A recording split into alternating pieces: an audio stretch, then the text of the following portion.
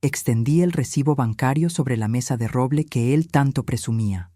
Mis dedos, manchados de años en la fábrica textil, contrastaban con el papel blanco donde constaba la transferencia: 35.000 euros. La fecha, 2 días antes de que me dijera que sobraba en su vida. Él levantó la vista del documento, y por primera vez en años vi al niño que solía abrazarme cuando tenía pesadillas. «Mamá», susurró, pero ya era tarde para las preguntas. Tomé mi bolso, el mismo que había llevado durante 15 años, y caminé hacia la puerta de cristal que nunca me había permitido cruzar sin anunciarme primero. Mi nombre es Carmen, 71 años, viuda desde hace 8 y hasta hace 3 meses, madre orgullosa de un hijo que había triunfado en la vida, según me recordaba cada vez que me visitaba en mi pequeño apartamento del barrio de Salamanca. Lo que no sabía Alejandro, mi hijo, el abogado exitoso, el hombre de trajes caros y modales perfectos, es que las madres nunca dejamos de ser madres, ni cuando nos dicen que ya no encajamos en sus vidas perfectas, ni cuando nos miran como si fuéramos un recordatorio incómodo de dónde vienen. El café se había enfriado hace 20 minutos, pero seguía sosteniéndolo entre mis manos como si el calor pudiera protegerme de lo que estaba a punto de escuchar. Alejandro se había sentado frente a mí en la cocina de su casa, esa cocina inmaculada donde jamás se cocinaba, donde todo parecía salido de una revista, y no había tocado el suyo. «Mamá, necesitamos hablar». Esas 5 palabras, las mismas que usaba su padre cuando llegaba tarde, oliendo a perfume ajeno. Las mismas que usó el médico antes de decirme que Manuel no vería el próximo verano. Palabras que siempre anuncian que tu mundo está a punto de cambiar, y nunca para mejor. «Dime, hijo». Mantuve la voz serena, aunque algo en mi pecho ya había comenzado a contraerse. Alejandro miró hacia la ventana que daba al jardín, donde su jardinero guatemalteco, que no hablaba español perfecto como nosotros, pero que trataba las plantas con más cariño que Alejandro a cualquier persona, podaba los rosales. Mi hijo siempre miraba hacia otro lado cuando tenía que decir algo importante, una costumbre que tenía desde los 12 años. Carmen está embarazada. Carmen, su esposa, 32 años, licenciada en marketing, rubia natural, y con esa sonrisa estudiada que utilizaba conmigo como quien maneja una herramienta. Funcional, pero sin afecto real. ¡Qué alegría, Alejandro! Voy a ser abuela. Sonreí genuinamente. A pesar de todo, la idea de un bebé en la familia me llenaba de una emoción que hacía años no sentía. Sí, bueno. Se pasó la mano por el cabello, exactamente igual que lo hacía de niño cuando había roto algo y no sabía cómo confesarlo. Por eso necesitamos hablar. Carmen y yo hemos decidido que necesitamos más espacio, como familia, para crear nuestras propias tradiciones. El café resbaló ligeramente en mis manos. ¿Espacio? Las visitas los domingos ya no van a ser posibles. Carmen se siente incómoda con... Hizo una pausa, buscando las palabras exactas. Con la frecuencia. 23 años. 23 años llevaba yendo cada domingo a su casa. Primero cuando vivía en ese diminuto apartamento que yo ayudé a amueblar con los ahorros de las horas extra en la fábrica. Después cuando se mudó a este chalet en las afueras, donde yo era la única que notaba que las plantas artificiales necesitaban ser desempolvadas. Entiendo. Mentira. No entendía nada, pero había aprendido que a veces es más fácil mentir que obligar a la gente a explicar por qué te está partiendo el corazón. Además, mamá. Alejandro se enderezó en su silla, adoptando esa postura que usaba en los tribunales. Carmen piensa que sería mejor si te independizaras más, que hicieras tu propia vida. Tienes 71 años, eres una mujer fuerte. ¿Mi propia vida? Las palabras salieron más secas de lo que pretendía.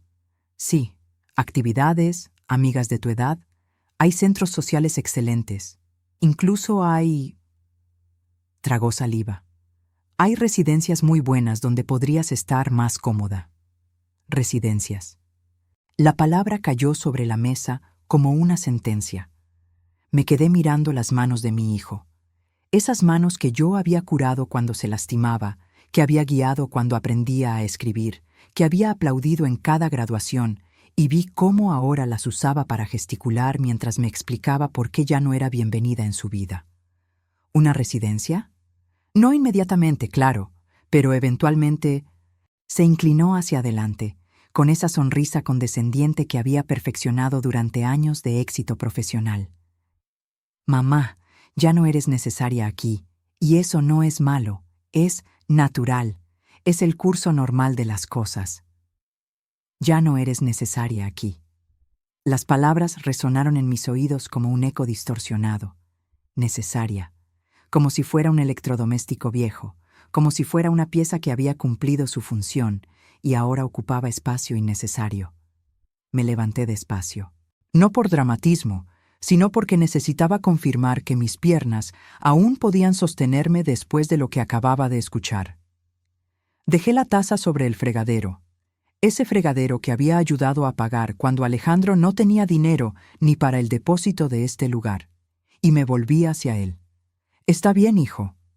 Alejandro parpadeó, claramente esperando más resistencia, más lágrimas, tal vez algún reproche. Pero yo había criado a este hombre durante 43 años.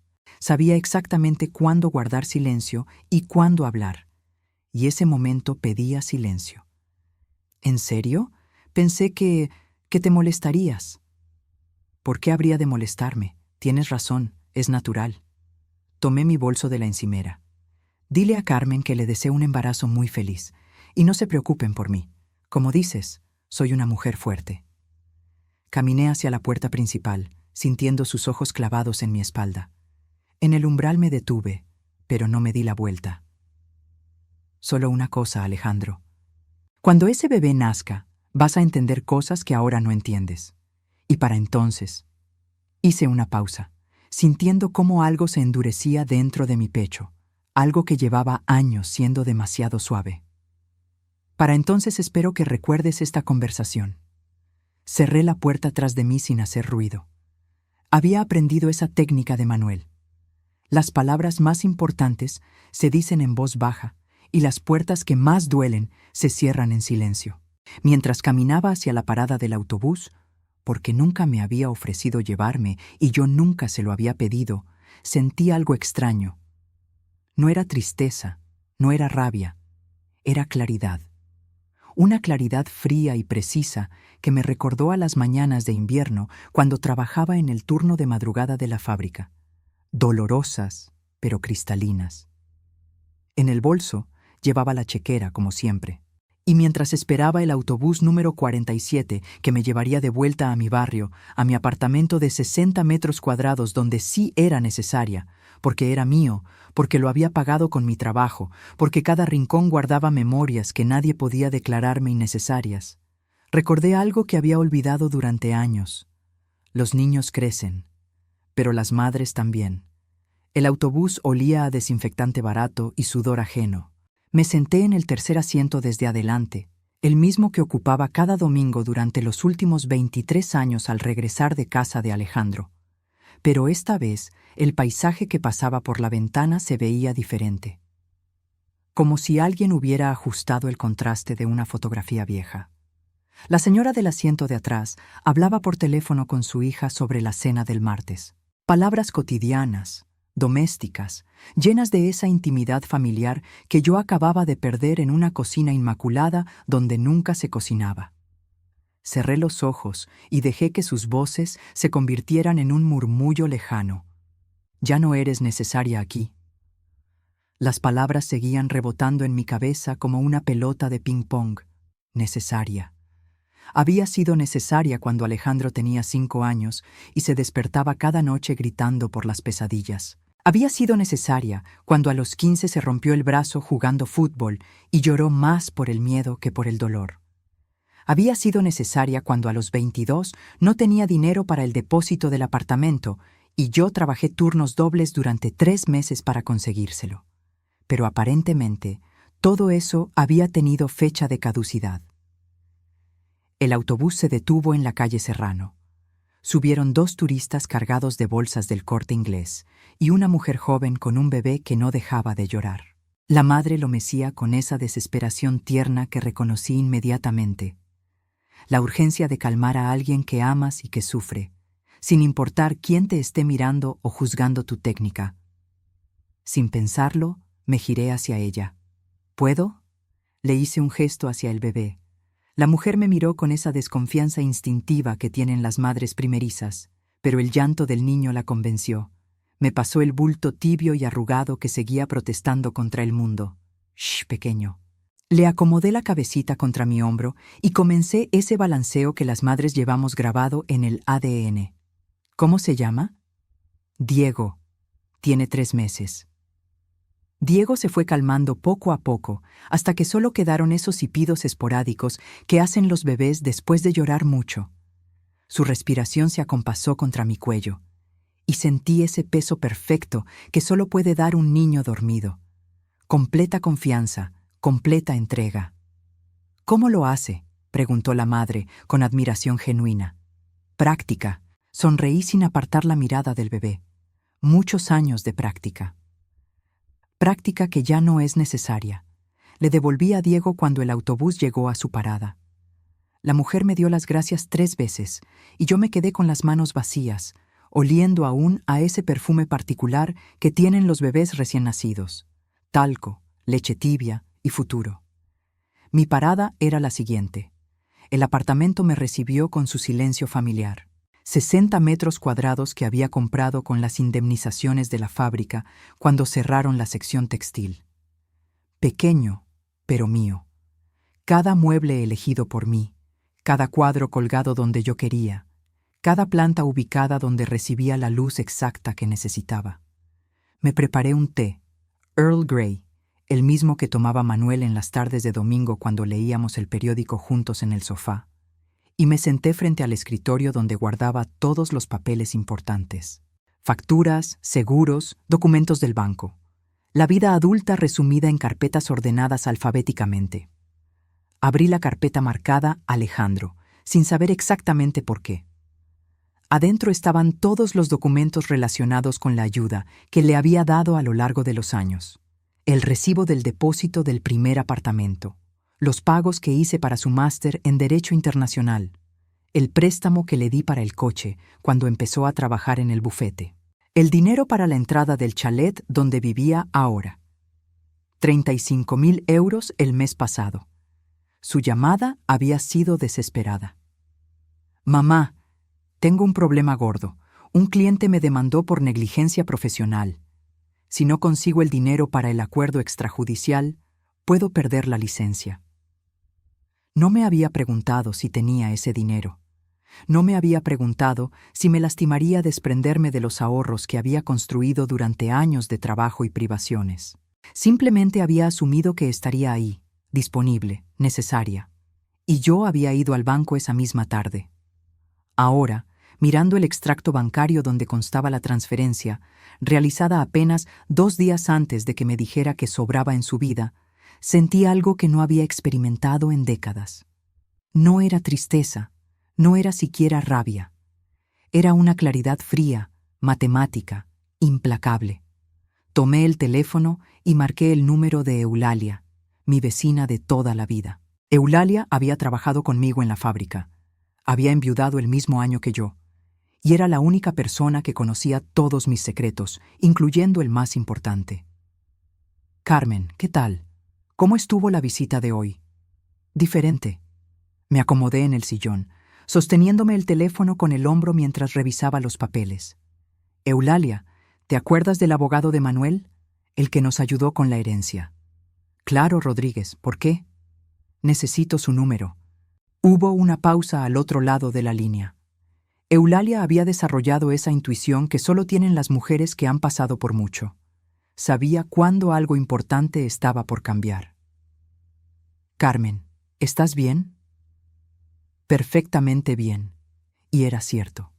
Me sentía más bien de lo que me había sentido en años. Solo necesito aclarar algunos asuntos legales. Mientras Eulalia buscaba el número, caminé hasta la ventana que daba al patio interior del edificio. Abajo, la señora Martínez tendía la ropa como cada tarde. Movimientos mecánicos, rituales domésticos que se repetían día tras día, año tras año. Vida ordinaria que de repente me pareció extraordinariamente valiosa. Aquí está el número. Carmen, ¿segura que no quieres contarme qué pasa? Te llamo mañana, Eulalia. Gracias. Colgué y marqué inmediatamente el número del abogado. Una secretaria me confirmó que el señor Rodríguez podía recibirme el martes a las 5 de la tarde. Anoté la cita en mi agenda, esa agenda donde hasta ayer tenía anotado domingo, casa de Alejandro, para las próximas 52 semanas del año. Pasé el resto de la tarde organizando papeles. Todos los documentos relacionados con Alejandro, todos los recibos, todas las transferencias. 23 años de ayuda económica meticulosamente documentada. No porque fuera desconfiada, sino porque Manuel me había enseñado que en esta vida todo se anota, todo se guarda, y nunca se sabe cuándo vas a necesitar demostrar quién has sido. Al caer la noche, me preparé la cena. Una tortilla francesa con ensalada, la misma comida simple que había perfeccionado durante 40 años de llegar cansada del trabajo, y me senté frente al televisor. Pusieron una de esas películas viejas en blanco y negro donde las mujeres sabían exactamente quiénes eran y qué querían, incluso cuando el mundo les decía que no tenían derecho a quererlo. Durante los anuncios sonó el teléfono. ¿Mamá? La voz de Alejandro sonaba extraña, más aguda de lo normal. Dime, hijo, ¿estás molesta? Por la conversación de hoy, digo. Interesante. En 30 años de matrimonio, Manuel solo me llamaba después de una discusión cuando sabía que había metido la pata. Los hombres tienen esa intuición tardía que los hace buscar confirmación de que el daño que han causado es reparable. ¿Por qué habría de estar molesta? No sé, te fuiste muy callada. Alejandro, tú mismo dijiste que era natural, el curso normal de las cosas. Mantuve la voz neutral, casi aburrida. Estoy bien, perfectamente bien. Otra pausa, más larga esta vez. Bueno, entonces, ¿nos vemos pronto? Cuando tú quieras, hijo, cuando me necesites. Colgué antes de que pudiera responder. Esa noche, mientras me preparaba para dormir, me miré en el espejo del baño. 71 años. Arrugas alrededor de los ojos que contaban la historia de 4 décadas de preocupaciones por un hijo. Manos manchadas por años de trabajo que él había considerado lo suficientemente buenas para financiar su vida, pero no lo suficientemente elegantes para su mesa de domingo. Pero había algo más en esa imagen, algo que no veía desde hacía años: determinación. El mismo fuego que había tenido a los 28 cuando Manuel perdió el trabajo y yo decidí que no íbamos a hundirnos. La misma firmeza que había mostrado cuando los médicos me dijeron que Manuel no tenía esperanza y yo decidí que los últimos meses de mi marido iban a ser los más dignos de su vida. Alejandro había cometido un error fundamental. Me había subestimado. Había confundido mi generosidad con debilidad, mi amor con desesperación, mi necesidad de ser necesaria con falta de opciones. Pero las mujeres de mi generación no habíamos llegado a los 70 años siendo débiles. Habíamos llegado siendo supervivientes. Y los supervivientes saben algo que los niños mimados nunca aprenden: que el amor verdadero también incluye saber cuándo retirarlo. Que a veces la lección más importante que puedes darle a alguien que amas es mostrarle exactamente qué se siente vivir sin ti. El martes iba a ir a ver al abogado. No para desheredar a Alejandro, esa clase de dramaturgia era demasiado obvia para mi gusto, sino para algo mucho más elegante, algo que él, con toda su educación legal, iba a entender perfectamente. Mientras me metía entre las sábanas, sonreí por primera vez en todo el día. Mi hijo había dicho que ya no era necesaria. Estaba a punto de descubrir lo equivocado que estaba. El despacho del abogado Rodríguez olía a cuero viejo y papel amarillento. Los mismos olores que recordaba de 8 años atrás, cuando Manuel y yo habíamos venido aquí para redactar su testamento. Entonces yo me había sentado en la misma silla de terciopelo verde donde estaba ahora, pero como esposa preocupada por el futuro. Hoy había venido como mujer decidida a reclamar su presente. Señora Carmen, ¿cuánto tiempo? Mis condolencias otra vez por Manuel. Era un buen hombre. Rodríguez había envejecido poco en estos años. Tal vez más canas en las sienes, tal vez los anteojos un poco más gruesos, pero conservaba esa presencia sólida que inspiraba confianza. Su escritorio seguía impecablemente ordenado, con cada expediente en su lugar exacto, cada bolígrafo alineado con precisión militar. Gracias, señor Rodríguez. Vengo porque necesito revisar algunos asuntos legales. Por supuesto. ¿En qué puedo ayudarla? Abrí mi bolso y saqué la carpeta donde había organizado todos los documentos relacionados con Alejandro. La puse sobre el escritorio con el cuidado de quien coloca las cartas ganadoras en una partida de póker. Quiero que revise esto y me diga exactamente cuáles son mis opciones legales. Rodríguez abrió la carpeta y comenzó a hojear los papeles. Sus cejas se alzaron gradualmente conforme avanzaba. Recibos, transferencias bancarias, contratos de préstamo firmados por Alejandro, pagarés con mi firma avalando deudas suyas. Una década de generosidad documentada con la meticulosidad de una contable. Señora Carmen, levantó la vista hacia mí. ¿Puedo preguntarle qué ha pasado? Mi hijo me ha informado que ya no soy necesaria en su vida, que debo buscar actividades apropiadas para mi edad, posiblemente en una residencia. Mantuve la voz serena, profesional. Me gustaría conocer mis derechos respecto a estas ayudas económicas que he proporcionado durante años. Rodríguez se quitó los anteojos y los limpió lentamente. Ese gesto que hacen los abogados cuando necesitan tiempo para procesar información delicada. Entiendo. Permítame hacer algunas preguntas. Estos préstamos, señaló uno de los documentos. ¿Establecieron plazos de devolución? Algunos sí. La mayoría fueron acuerdos verbales. ¿Y las transferencias recientes? La de 35.000 euros fue para cubrir un acuerdo extrajudicial. Me dijo que era urgente, que podía perder su licencia profesional. ¿Cuándo fue eso? Hace 6 semanas. Rodríguez calculó mentalmente. ¿Y la conversación sobre que usted ya no era necesaria? El domingo pasado. Un silencio largo llenó el despacho. Afuera se escuchaba el tráfico de la tarde, el ruido constante de una ciudad que seguía su curso mientras las vidas individuales se fracturaban y reconstruían en oficinas como esta. Señora Carmen, tengo que decirle algo que tal vez no quiera escuchar. Rodríguez se inclinó hacia adelante, adoptando ese tono paternal que usan los abogados cuando van a dar malas noticias. Legalmente, recuperar dinero prestado a un hijo sin documentación formal es complicado. Lo sé, pero... continuó, su voz tomando un matiz diferente. Hay otras consideraciones. ¿Tu hijo sabe que usted tiene documentación de todas estas transacciones? No. ¿Y sabe él cuánto dinero exacto ha recibido de usted a lo largo de los años? Sonreí por primera vez desde que había entrado al despacho. No creo que haya llevado la cuenta. Bien. Rodríguez se recostó en su silla y por un momento vi un destello de algo que podría haber sido admiración. Entonces, permítame sugerirle algunas estrategias. Durante la siguiente hora, Rodríguez me explicó cosas que no sabía que necesitaba saber. Me habló de la diferencia entre regalos y préstamos, de la importancia de la documentación, de los derechos que tenía como acreedora incluso en situaciones familiares. Pero sobre todo, me enseñó algo que Manuel siempre había intentado explicarme, que el dinero no es solo dinero, es poder. El poder, usado correctamente, es educación.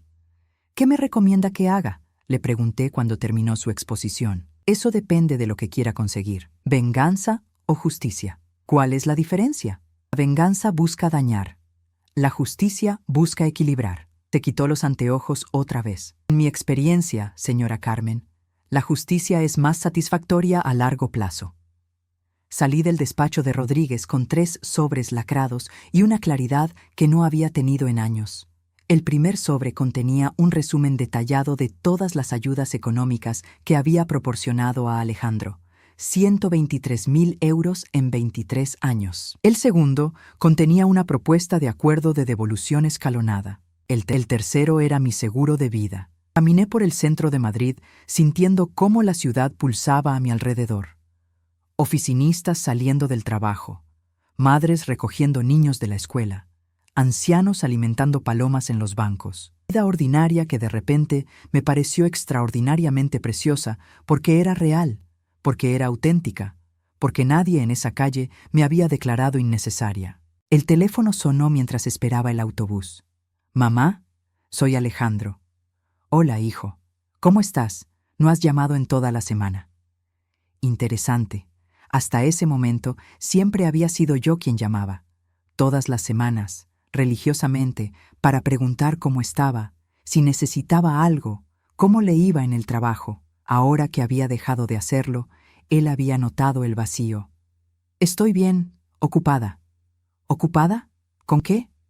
«Con mi vida, Alejandro. Como me sugeriste, estoy explorando actividades apropiadas para mi edad». Una pausa. «¿Qué clase de actividades?» «Oh, esto y aquello, papeleos, asuntos pendientes, cosas que había postergado durante años».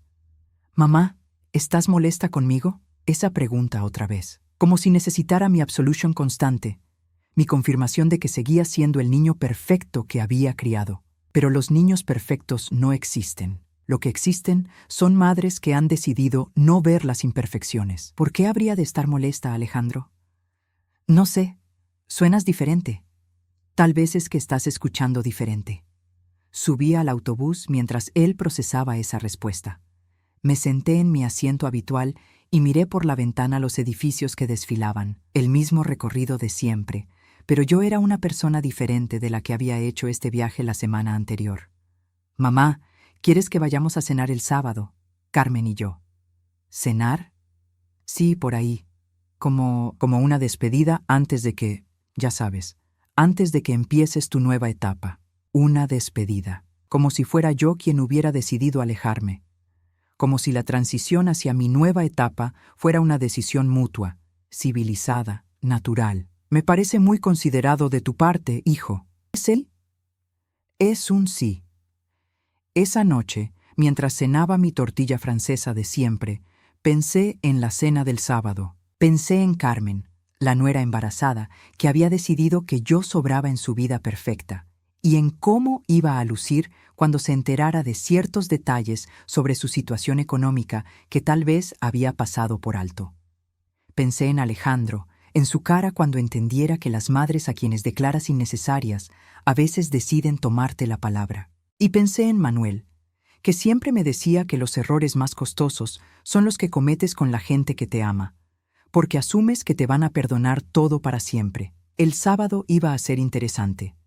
Terminé de cenar y lavé los platos con más cuidado de lo habitual. Sequé cada uno meticulosamente antes de guardarlo en su lugar exacto. Limpié la cocina hasta que brilló. Ordené los cojines del sofá. Regué las plantas. Todos estos rituales domésticos que Alejandro consideraba evidencia de que mi vida era pequeña, limitada, inadecuada para una mujer moderna. Lo que él no entendía era que estos rituales no eran signos de una vida pequeña. Eran signos de una vida cuidada, atendida, respetada por la persona que la vivía. Y cuando tienes 71 años y has trabajado 4 décadas para construir una vida digna, cuando has criado a un hijo y enterrado a un marido y sobrevivido a una fábrica que cerró y a una economía que cambió, cuando has hecho todo eso y alguien te dice que ya no eres necesaria, bueno, entonces descubres que hay diferencias sutiles pero importantes entre ser prescindible y decidir hacer que alguien más se dé cuenta de cuán prescindible es en realidad. Antes de irme a dormir, marqué el número de Eulalia. «Carmen, ¿cómo te fue con el abogado?» «Muy bien. Eulalia, ¿tienes planes para el sábado por la noche? ¿Por qué?» «Voy a necesitar que alguien cuide mi apartamento. Puede que llegue tarde». «¿Vas a salir? ¿A dónde?» Sonreí mientras miraba los 3 sobres lacrados que había dejado sobre la mesa del comedor. «A cenar con mi hijo y mi nuera. Van a darme una cena de despedida». ¿Despedida? Sí.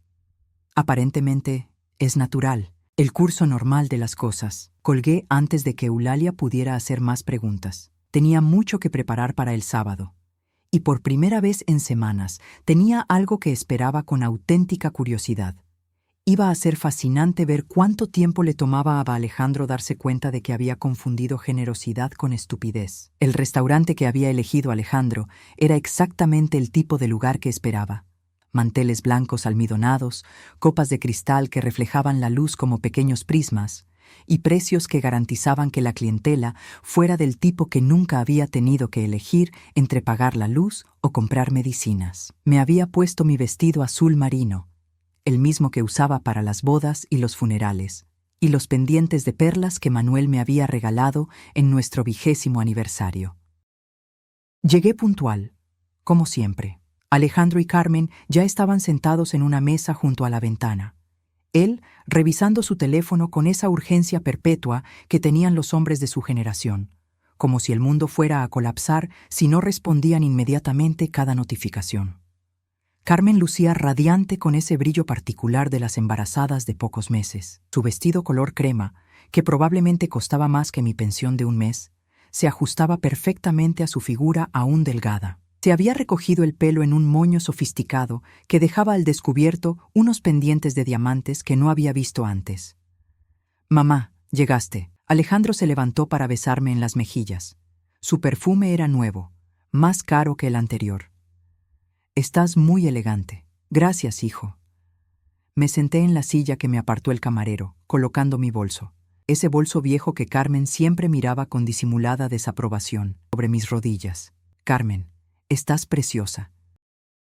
«¿Cómo te sientes?». Mi nuera me dedicó esa sonrisa estudiada que había perfeccionado para las cenas familiares. «Muy bien, gracias. Los primeros meses son un poco complicados, pero estamos muy emocionados». «Estamos». Como si fuera un logro conjunto, como si Alejandro hubiera participado más allá de la parte divertida del proceso. El camarero nos trajo las cartas. Precios que no habían cambiado mucho desde la última vez que había estado en un lugar así. Nunca.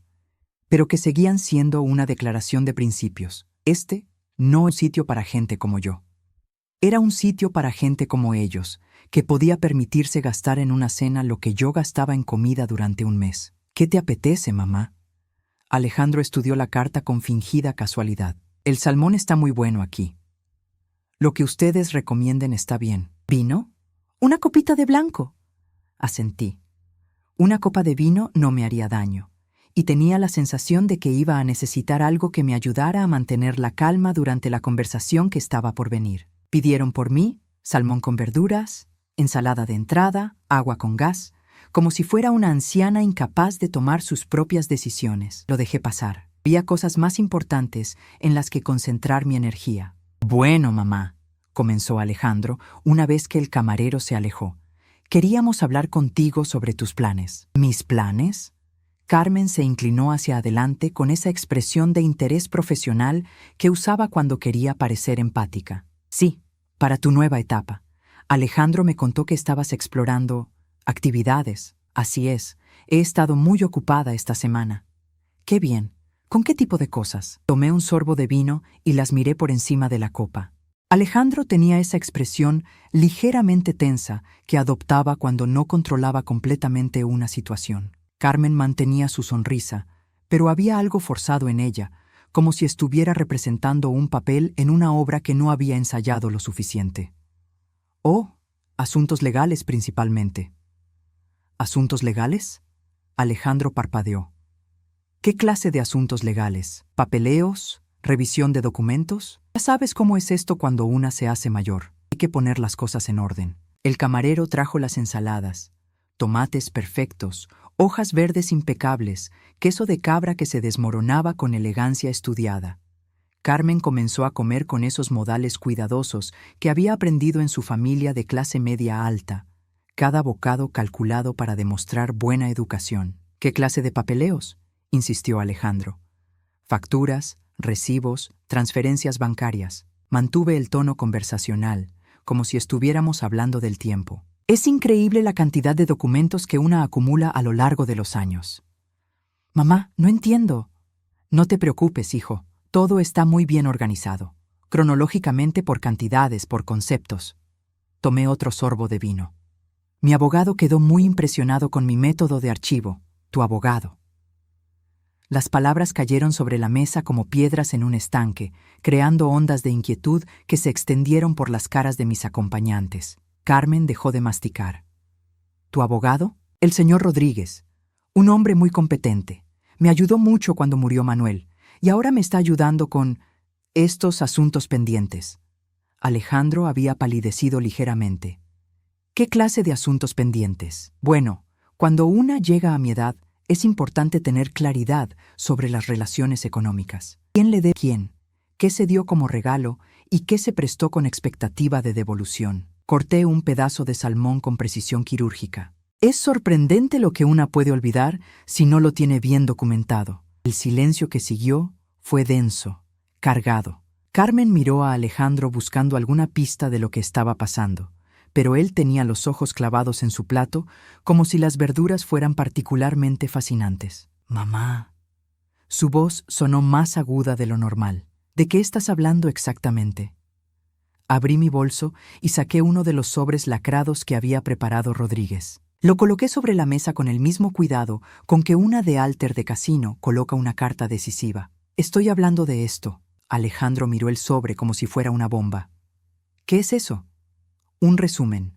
Muy detallado, muy completo». Me recosté en mi silla, sintiéndome extrañamente relajada por primera vez en semanas. ¿Sabes cuánto dinero te he dado a lo largo de los años, Alejandro? Mamá, yo...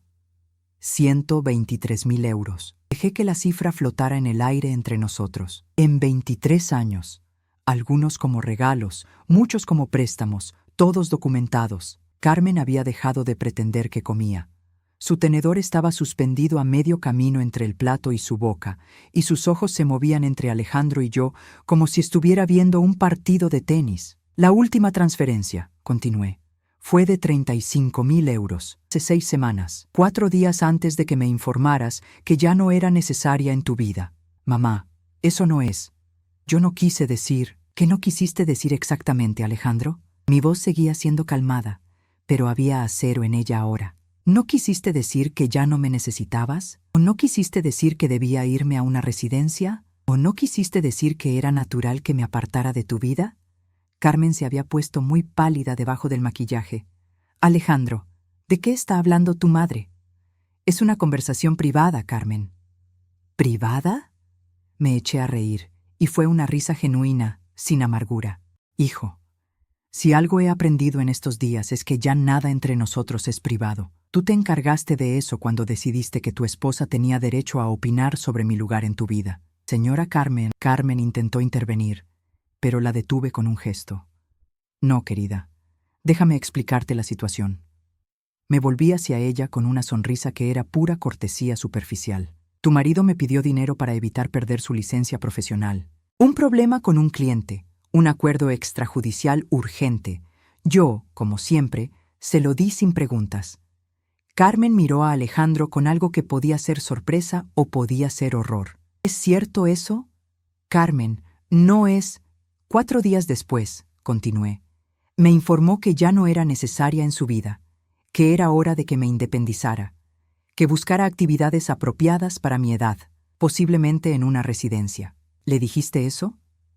Carmen había encontrado su voz y sonaba increíble. ¿A tu madre? No fue exactamente así. ¿Cómo fue exactamente, Alejandro? Mi voz cortó el aire como una navaja. Porque tengo muy buena memoria para las conversaciones importantes. Abrí el sobre y saqué el primer documento. Un resumen de una página, escrito en letra legal clara y precisa. Esto es una lista de todos los préstamos sin devolución que te he hecho en los últimos 10 años, con intereses calculados según la tasa bancaria estándar. Lo deslicé por la mesa hacia él. Total, 87.000 euros. Alejandro miró el papel como si fuera radioactivo. Mamá, esos no fueron préstamos, fueron ayudas. ¿Ayudas? Incliné la cabeza, fingiendo confusión. ¿Y las ayudas tienen fecha de caducidad? ¿Te vuelven innecesarias cuando la persona que las da también se vuelve innecesaria? Carmen se había tapado la boca con la mano. Alejandro, ¿tu madre te ha estado manteniendo? No es mantener, es... ¿Cómo lo llamarías tú? Saqué el segundo documento. Porque aquí tengo otra lista. Gastos cubiertos, depósito del primer apartamento, máster en Derecho Internacional. Coche, entrada del chalet, reformas de la cocina, sistema de alarma, jardinería del primer año. ¡Para, mamá! ¿Para qué, hijo? ¿Para qué pare de leer la lista de cosas para las que sí era necesaria? ¿Para qué pare de documentar años de generosidad que aparentemente tenían fecha de vencimiento? El restaurante seguía funcionando a nuestro alrededor. Conversaciones en otras mesas, tintinear de copas, el murmullo normal de gente que cenaba sin que su mundo se estuviera resquebrajando. Pero en nuestra mesa había caído un silencio absoluto. Carmen miraba a Alejandro como si lo estuviera viendo por primera vez. ¿Por qué no me habías contado nada de esto? Porque no era importante. ¿No era importante? Carmen se había puesto completamente rígida. ¿Tu madre financiando nuestra vida no era importante? Nuestro chalet. Alejandro intentó recuperar el control de la situación. Carmen, nuestro chalet lo pagamos nosotros. La entrada la pagué yo, lo interrumpí suavemente. 22.000 euros.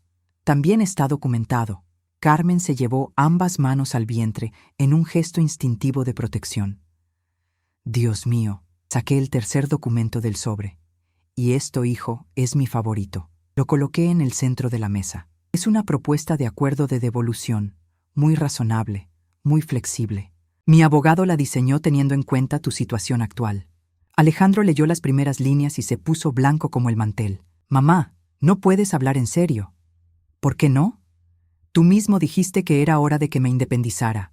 Bueno, para independizarme necesito mis recursos. Me incliné hacia adelante, y por primera vez en toda la conversación, dejé que algo de hielo apareciera en mi voz. Resulta que los recursos que necesito para mi independencia están actualmente financiando tu dependencia. Carmen había comenzado a llorar silenciosamente, lágrimas que corrían por sus mejillas sin sollozos, como si su cuerpo hubiera decidido procesar la humillación de la única manera que sabía. No puedo creer que no me hayas contado nada de esto, susurró. Carmen, no. Se limpió las lágrimas con la servilleta. No me hables ahora. Me levanté de la mesa con la misma dignidad con que había entrado. Dejé 3 billetes de 20 euros al lado de mi plato, suficiente para cubrir mi parte de la cena, y tomé mi bolso. Alejandro, tienes una semana para revisar esos documentos y decidir cómo quieres proceder. Mi voz había recuperado la calma. Puedes llamar a mi abogado si tienes preguntas técnicas. El número está en el sobre. Mamá, espera. No, hijo, ya no. Lo miré directamente a los ojos y vi en ellos al niño que había sido y al hombre en que se había convertido. Has confundido mi amor con debilidad durante demasiado tiempo. Has confundido mi generosidad con estupidez. Y lo más grave, has confundido mi necesidad de cuidarte con mi incapacidad de cuidarme a mí misma. Caminé hacia la salida sin mirar atrás. Detrás de mí, escuché la voz de Carmen, quebrada pero clara. ¿Cómo pudiste hacerle esto a tu propia madre? La respuesta de Alejandro se perdió en el ruido del restaurante, pero ya no me importaba. Había dicho todo lo que tenía que decir. En la calle, respiré profundamente el aire fresco de la noche. Por primera vez en años, me sentí completamente libre, libre del peso de ser necesaria para alguien que había decidido no necesitarme, libre de la responsabilidad de salvar a alguien que no sabía que necesitaba ser salvado. Caminé hacia la parada del autobús con una sonrisa en los labios. La educación había comenzado. La semana que siguió a la cena fue la más silenciosa de mi vida adulta. No porque mi apartamento fuera más silencioso de lo habitual.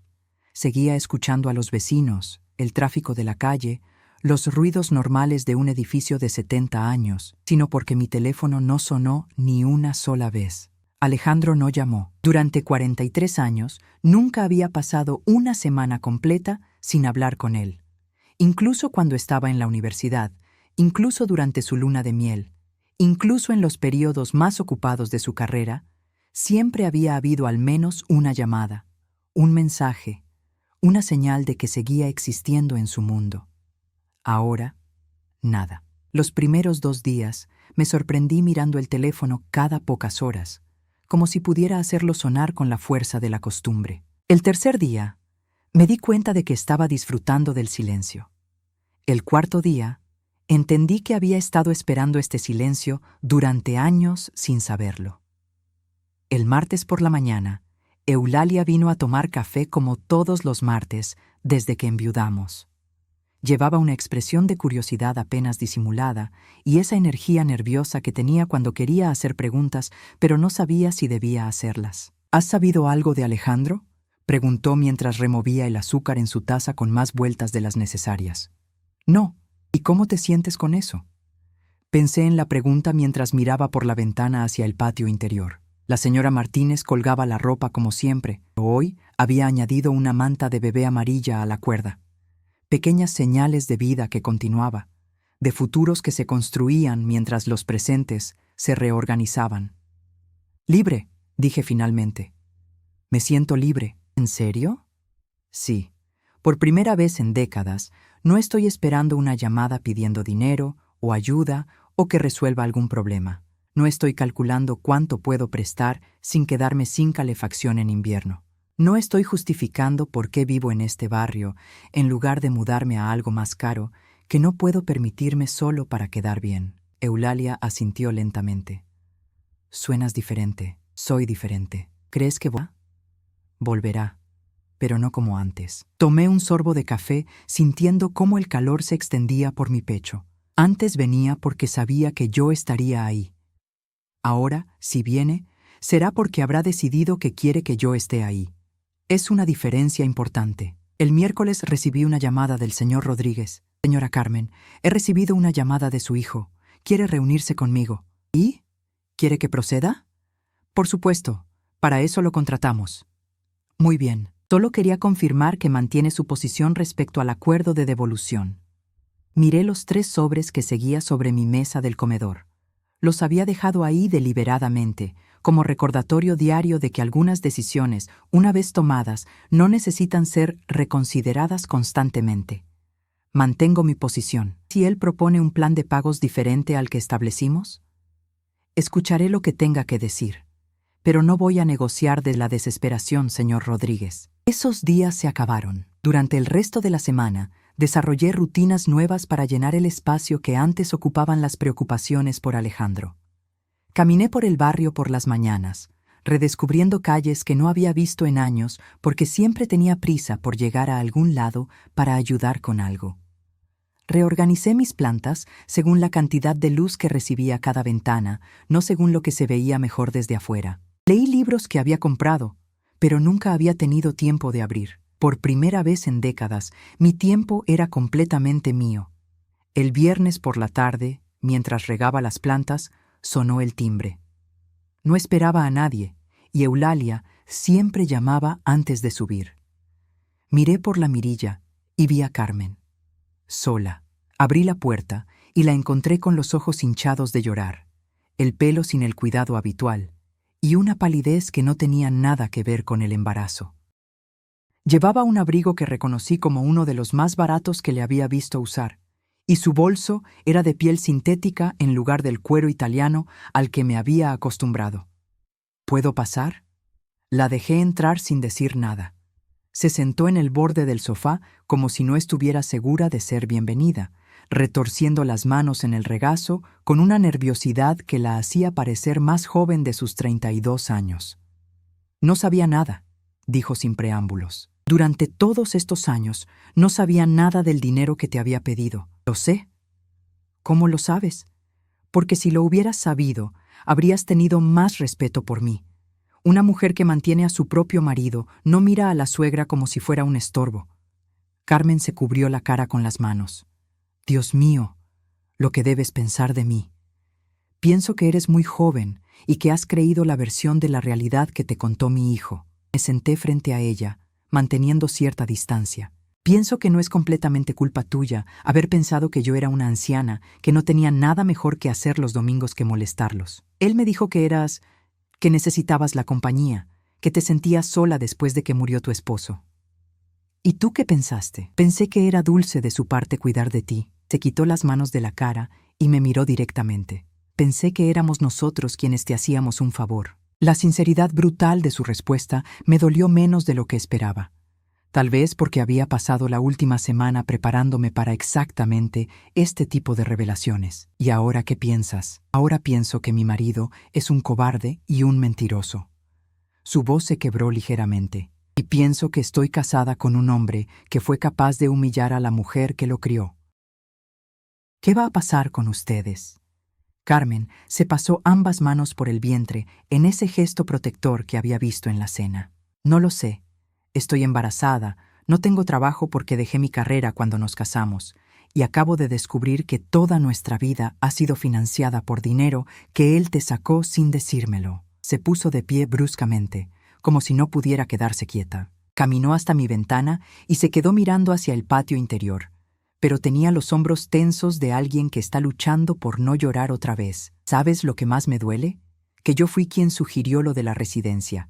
Yo le dije que pensara en tu futuro, que no era sano para una mujer de tu edad depender tanto de nosotros para tener vida social. Lo sé. ¿Cómo puedes saberlo? Porque reconozco las palabras. Alejandro nunca habría pensado en los términos que usó esa tarde. Actividades apropiadas para mi edad. Independencia. Curso natural de las cosas. Esas son expresiones que aprendes en revistas de psicología o en blogs sobre relaciones familiares saludables. Carmen se dejó caer de nuevo en el sofá. Creí que estaba ayudando. Creí que le estaba dando permiso para poner límites saludables. Y él te dejó creer eso porque era más fácil que contarte la verdad. ¿Cuál es la verdad? Que tu marido ha estado viviendo por encima de sus posibilidades durante años y que yo he sido su red de seguridad financiera. Que cada vez que han hecho una compra importante, cada vez que han tenido una crisis económica, cada vez que han querido algo que no podían permitirse, ha venido a mí. Carmen guardó silencio durante un largo rato. Afuera comenzaba a anochecer, y las luces del patio interior se aúnan en las ventanas de los otros apartamentos. Vidas normales, cotidianas, que seguían su curso mientras nosotras intentábamos reconstruir lo que quedaba de la nuestra. ¿Vas a perdonarlo alguna vez?, preguntó finalmente. ¿Perdonarlo? Por lo que te dijo. Por echarte de su vida. La pregunta me tomó por sorpresa. No por su contenido, sino por quién la hacía. Carmen, la mujer que había sido parte del problema, preguntándome por el perdón hacia su propio marido. Carmen, yo no eché a Alejandro de mi vida. Él me echó a mí de la suya. El perdón no se trata de que yo olvide lo que pasó. Se trata de que él entienda por qué pasó. ¿Y crees que lo entiende? Antes de que pudiera responder, sonó mi teléfono. Ambas lo miramos como si fuera un objeto extraño que hubiera aparecido súbitamente en mi sala. ¿Mamá?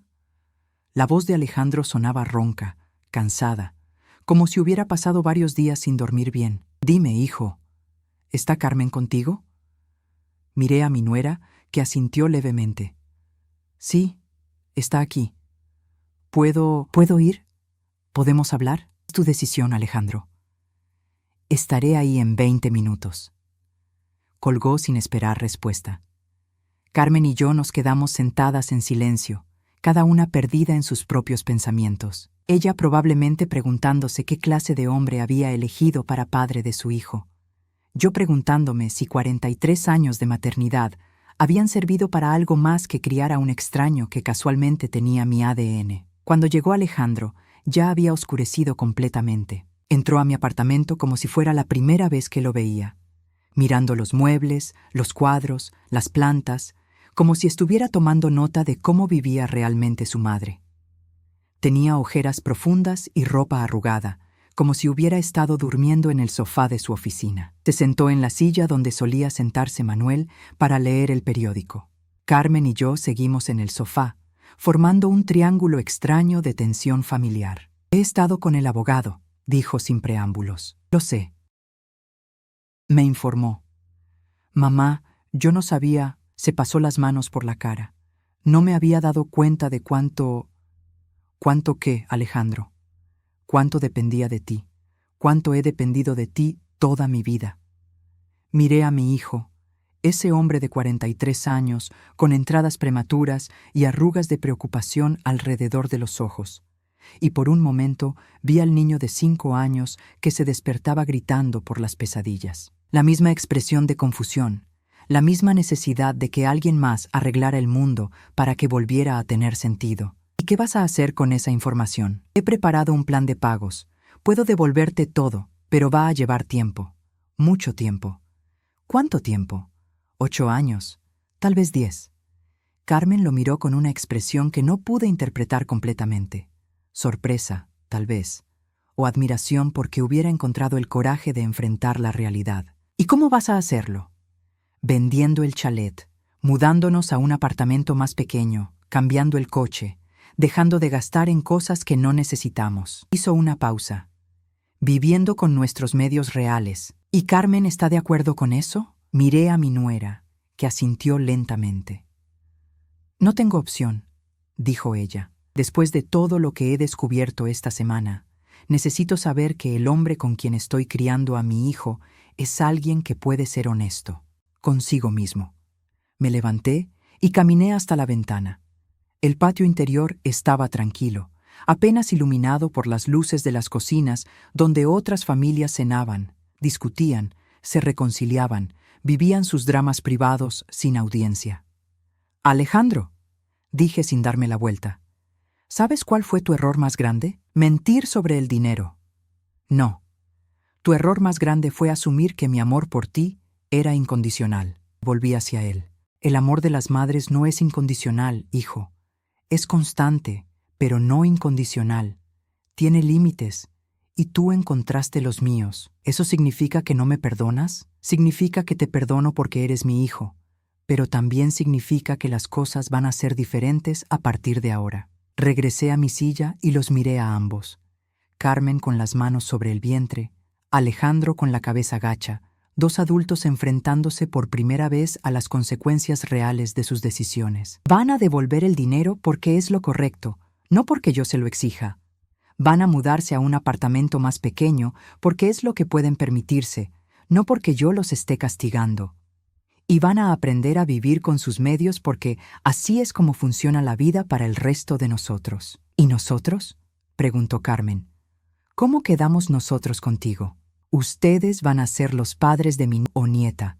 Eso no cambia. Me acomodé en mi silla, sintiendo por primera vez en semanas que estaba exactamente donde debía estar. Pero van a hacerlo como adultos responsables, no como niños que necesitan que los rescaten constantemente. ¿Podré llamarte otra vez? Alejandro levantó la vista hacia mí. ¿Como antes? Puedes llamarme cuando tengas algo que decirme que no sea pedirme dinero o contarme lo bien que te va con dinero que te presté. Sonreí, y fue una sonrisa genuina por primera vez en esta conversación. Puedes llamarme cuando quieras presentarme a tu hijo. Puedes llamarme cuando hayas aprendido la diferencia entre ser necesaria y ser usada. Carmen se puso de pie. Creo que deberíamos irnos. Creo que tienen mucho de qué hablar, acordé. Se dirigieron hacia la puerta, pero Alejandro se detuvo en el umbral. Mamá, una cosa más, dime. Siento haberte dicho que ya no eras necesaria. Era mentira. Siempre vas a ser necesaria para mí. No, Alejandro. Negué con la cabeza suavemente. Yo no voy a ser necesaria para ti. Voy a ser importante para ti. Es diferente. Los vi alejarse por el pasillo hacia el ascensor. Carmen tomó la mano de Alejandro cuando llegaron al final del corredor, y él se la apretó. Un gesto pequeño, pero real. Un matrimonio que tal vez tenía posibilidades de sobrevivir a la crisis que acababan de atravesar. Cerré la puerta y me quedé parada en mi sala durante un largo rato, sintiendo el silencio que se había instalado después de tanta turbulencia. No era el silencio vacío de las semanas anteriores. Era un silencio lleno de posibilidades, de futuros que se estaban redefiniendo, de relaciones que tenían que reconstruirse desde bases más honestas. En la mesa del comedor, los 3 sobres seguían donde los había dejado. Los tomé y los guardé en el cajón donde guardaba los documentos importantes. No porque el problema estuviera resuelto, sino porque ya no necesitaba tenerlos a la vista como recordatorio de mi propia fuerza. Esa noche, mientras preparaba mi cena, sonó el teléfono una vez más. «¿Carmen? Soy Alejandro. Dime, hijo». Solo quería decir buenas noches. Buenas noches, Alejandro. Te quiero, mamá. Yo también te quiero, hijo. Y era cierto. Seguía queriéndolo, pero ahora lo quería de la manera correcta, como al hombre que era, no como al niño que había sido, con límites, con expectativas, con la comprensión clara de que el amor verdadero a veces requiere dejar que las personas que amas enfrenten las consecuencias de sus propias decisiones. Mientras comía mi tortilla francesa de siempre, pensé en el bebé que vendría, en las lecciones que tendría que enseñarle sobre el valor del dinero, sobre la importancia de la honestidad, sobre la diferencia entre ser amado y ser respetado. Iba a ser una abuela diferente de la que había sido madre. Una abuela que sabía cuándo decir no, cuándo dar un paso atrás, cuándo permitir que la vida enseñara las lecciones que las palabras no pueden enseñar. Y por primera vez en años, esa perspectiva no me daba miedo, me daba esperanza.